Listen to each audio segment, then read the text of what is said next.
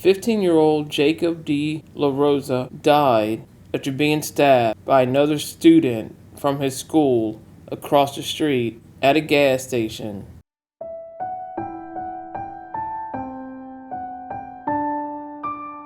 He went to Polytechnic High School and died Friday from stab wounds, and his father was critically injured in a case that Fort Worth police are investigating as a homicide. Jacob De La Rosa died shortly after 4 p.m. in the emergency room at John Peter Smith Hospital.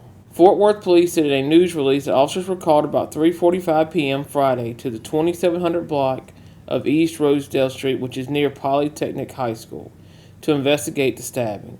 When officers arrived, everyone involved had left the scene. Officers later located a juvenile suspect who admitted to cutting 2 other people during a fight. The juvenile, whose name has not been released, told police it was self-defense. Police learned that Jacob De La Rosa had died at the hospital and that a second person who was stabbed was hospitalized in critical condition. Jacob's mother, Janet, said the second victim of the stabbing is her husband, Albert De La Rosa. She said that the father had arrived early to pick up Jacob and his older brother, and he pulled up near Poly High School. Janet said trouble had been brewing with other students who had threatened her son, and when her husband arrived to pick up the boys that day, a fight broke out. She said Albert was badly injured, but he drove to the hospital after their older son put Jacob in the car. On the way here, they even crashed, but they kept going because his son was bleeding out. Here's a picture of Jacob. Janet said her husband was stabbed in his spleen and woke up Saturday after hours in surgery. Detectives are continuing to investigate the case and will provide information to the Tarrant County Criminal District Attorney's Office for review to determine any possible charges. Fort Worth ISD officials did not immediately respond to a request for comment.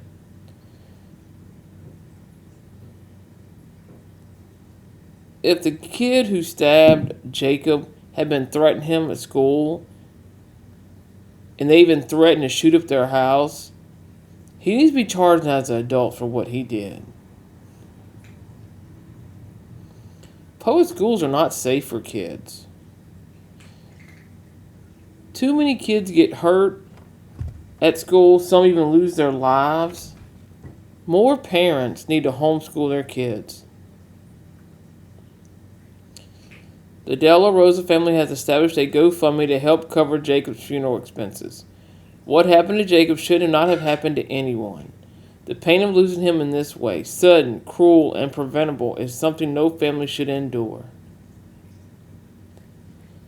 And I hope she keeps fighting to get the ones arrested who stabbed her husband and her son,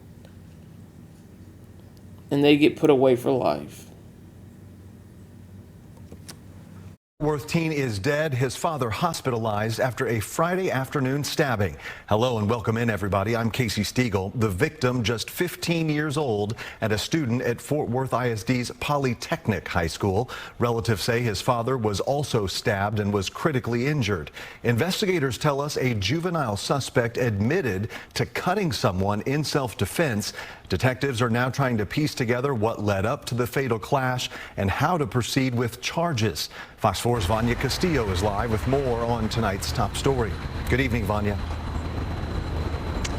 Hi, Casey. Yeah, an absolutely heartbreaking story today. A Fort Worth mother is grieving after she says a group of teens stabbed her son and husband, leaving her husband in critical condition and killing her son. And I pray to God to save him.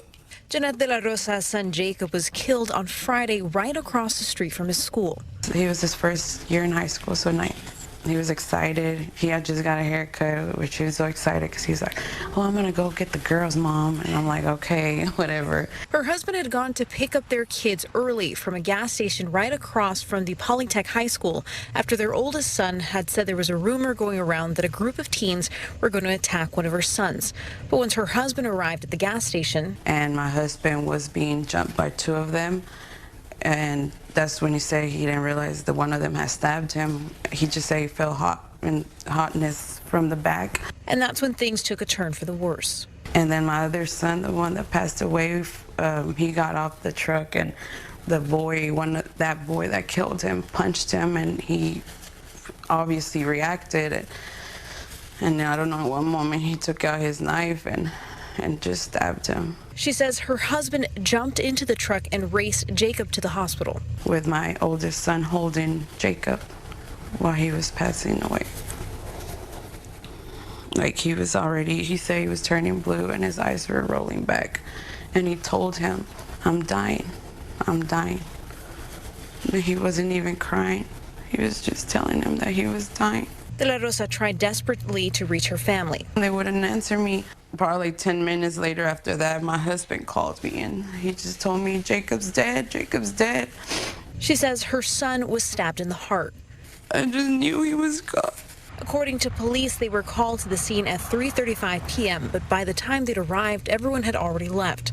While police say they did run into the teens who claimed to cut another person in self-defense, they didn't provide details, and the reason for the stabbing is still unclear. How is it self-defense when you went to aggravate my son, hit him first, and then stabbed him?